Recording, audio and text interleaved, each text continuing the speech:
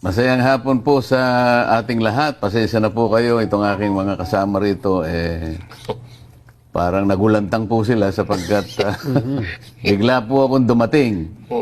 Dahil sa gusto ko pong magpasalamat dito mismo sa programa na ito po'y nagawa na ako po'y dating kasama talaga rito. Kami po ang nagpasimula ng programang ito.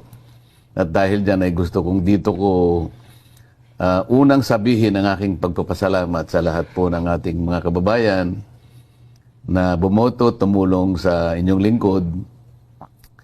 Lalong-lalo na po ang Iglesia ni Cristo sa magitan po ng ibinigay na suporta ng tagapamahalang pangkalahatan ng kapatid na Eduardo Manalo. At yan po ay hindi ko po makakalimutan habang ako'y nabubuhay. At marami rin pong iba na mga naging kasama ko pong tumulong sa akin hanggang sa may panalo po natin ay may pagtagumpay, yung minimithi po nating posisyon na inaakala ko po na magagamit natin sa lalo pang tapat na paglilingkod sa ating bansa. Yan po.